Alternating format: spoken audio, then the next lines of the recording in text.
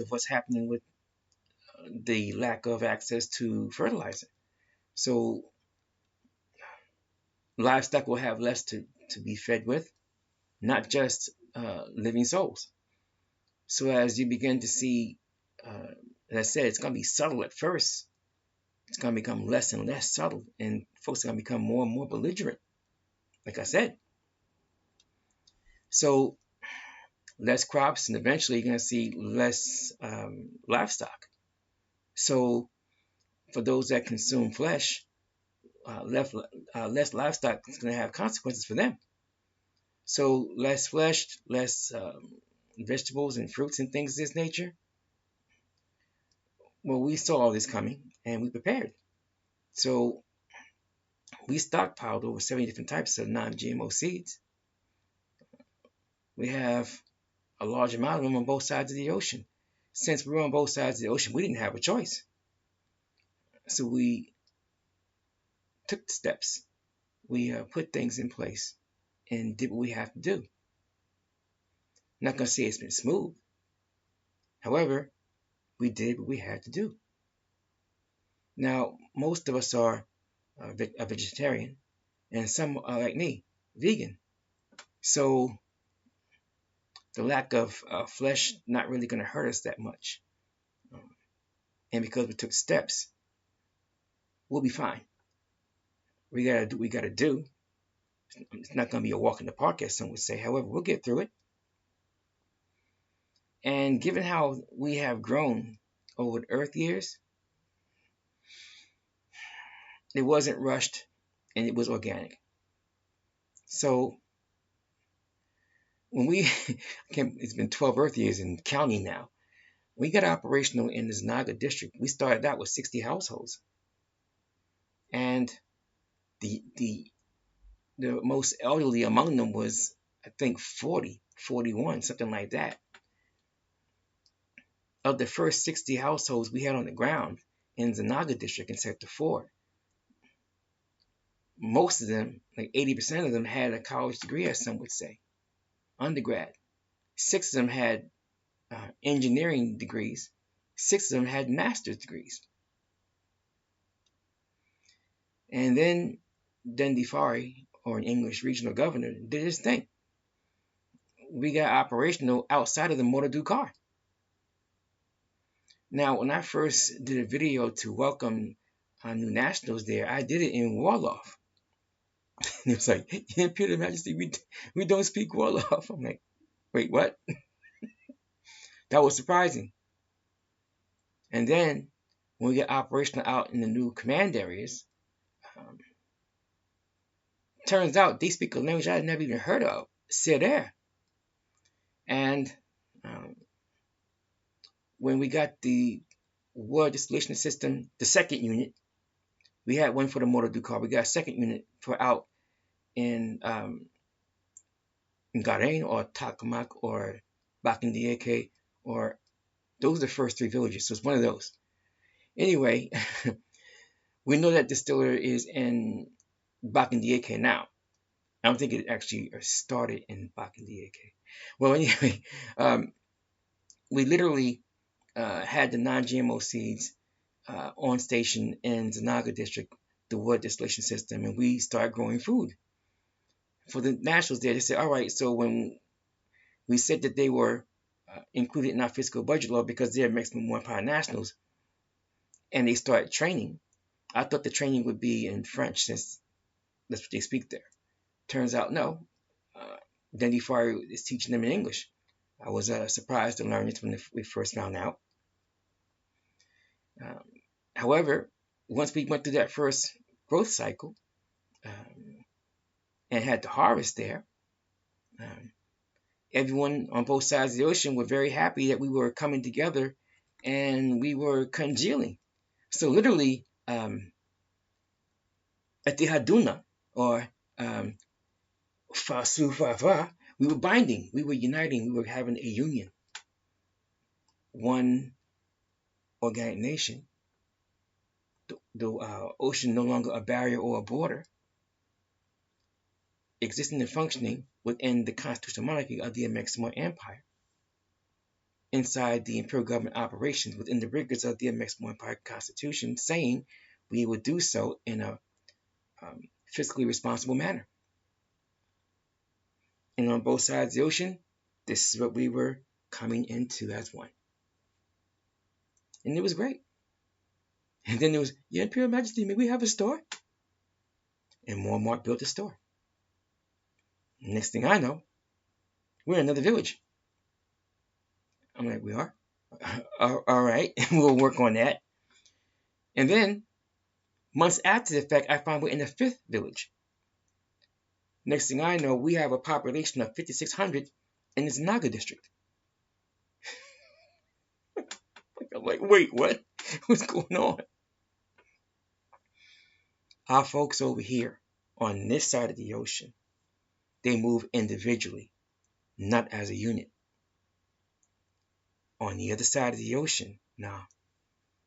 Maybe not in the cities per se. Out in the outerlying areas or even in the rural areas, they still move as a unit. The head of the village makes a decision, and the rest of the village follows. And everybody plays their part. They do their thing. We didn't go over there, quote unquote, conquering. We were invited. So we have been building ever since and laying everything out in our regular reports. And they were on social media. And when folks were looking at the reports on this side of the ocean, mocking and laughing, our kith and kindred on the other side of the ocean were like, they're awake on the other side of the ocean? Let's work it out. While we're doing our thing, they're watching us in Al-Sabata West. We're already in Al-Sabata and Tubangi. That's a whole nother, I won't get into that right now. But still. So we're in the Zanaga district. We're in the Al-Sabata district. However, they're watching us in the Al-Sabata West. And they were watching in Ghana-Songhai district. And we got operational underway in the Ghana-Songhai district. The distinction is, it was easier to get operational there because they actually speak English already. Now, the Amexem-Moor-Empire nationals, all 2,100 of them, speak Dagbani. And Lieutenant Ambassador Ibrahim is doing his thing. That's where the second Moor-Mark store is. And that's where bakery number 2 is. It's a long story with that. Bakery number 1, not complete. Had to actually start all over again. Water damage from rain season. Bakery number 2 is about to open. This is the way it went. While we're doing all these things and putting the equipment on the ground and growing the tomatoes and the millet and things like this, radishes and things in Zanaga district, we were growing the okra as best as we could anyway in the Yedi Dagbani in the Ghana-Songhai district. We had issues with the insects. We've learned. So we're advancing as fast as we can with particular things for our agriculture in the Ghana-Songhai district. Now, those in Al-Sabata West were looking and they said they want to see how things play out before they asked to go operational. Because once we got operational in the Yendi Dagbani, they knew, because we have limited funds coming into the Imperial Treasury and a lot of demands on the Imperial Treasury from here in North-Amexem, the Albion district, Zanaga district, Al-Sabata district, and now in the Ghana-Songhai district, it's like, all right, we may have to wait our turn. It may be a while.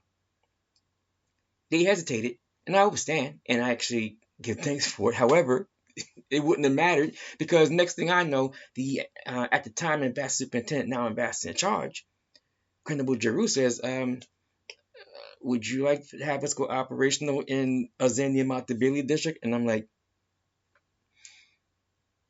yes.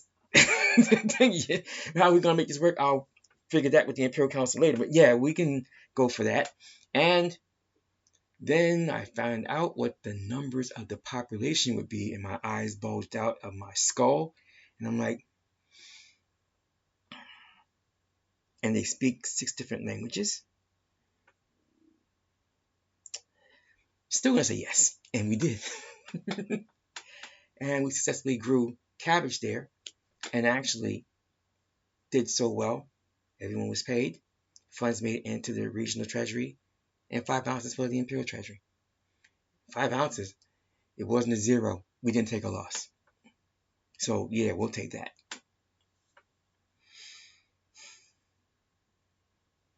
Then we get operational in South Amexem, outside of Ngwansile district. Now we get operational in Chibchas district. Already operational in the island chain, Cebu-Cavite district, although in abeyance. District governor is not even in her district. And we didn't get things moving fast enough to set up the district government. So when she left from the area, it's in suspended animation. However, when she goes back, we'll get things sorted out. In the meantime, we're operational underway in Kenyatta district. Literally speaking,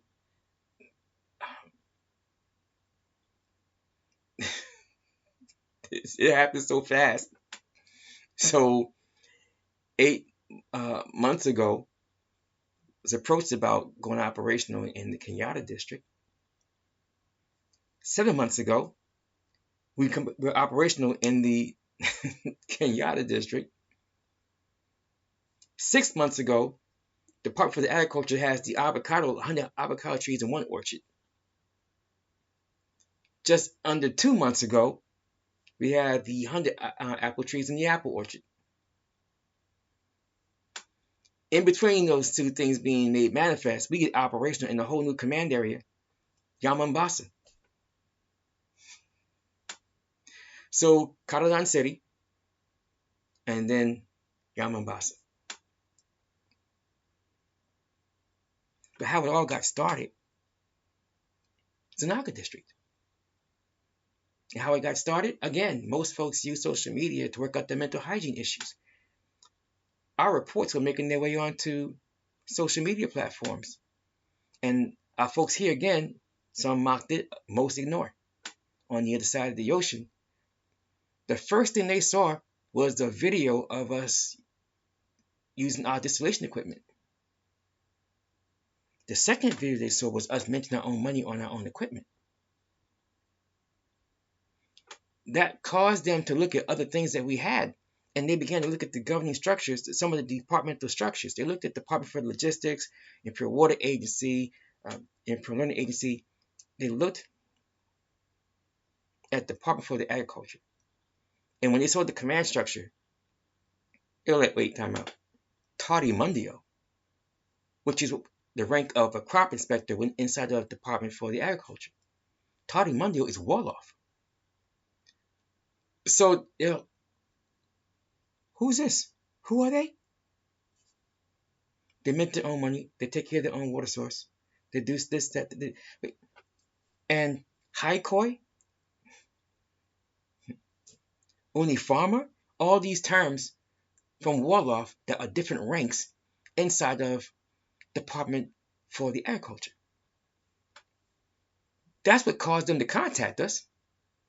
They were startled at what they were seeing. So when they actually made contact, we were able to move some things along. And in so doing, I was impressed how certain things played themselves out. So I'm like, all right, we can make a go of it.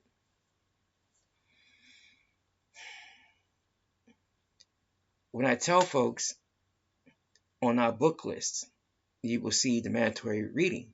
In the first 20 books, you're going to see one from Sheikh Anta Diop, Pre-Colonial Black Africa. Chapter 3 shows you how raw dog and ugly our folks were to each other. Chapter 5, you will literally find the structure of the Amexem-Moor-Empire Imperial Government. I literally yanked it out of Chapter 5 of that book. So, Bur-Fari in Wolof is Emperor. Dendi-Fari in Wolof is Regional Governor. And Fari is Governor. folks forget that Wolof was brought from Canaan, Canaan, to the left coast of Alkebu-lan and the Ab.Zu. They passed through Kemet. Fari, the Greek called Pharaoh. It's all relative, all related. Sekhem, where Sheikh and Shechem come from. Sekhem Bawantua, sector governor, paramount leader. Over here, the rank is Sakem. So it's S-E-K-H on the other side. It's S-A-K on this side. It later became S-A-C-H. So Sachem. And you can find this is not hard. This is why we always tell folks. You can lie on the archaeology. You can lie on the anthropology all you want.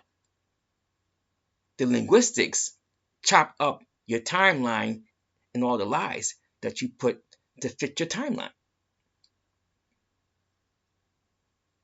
Every single time.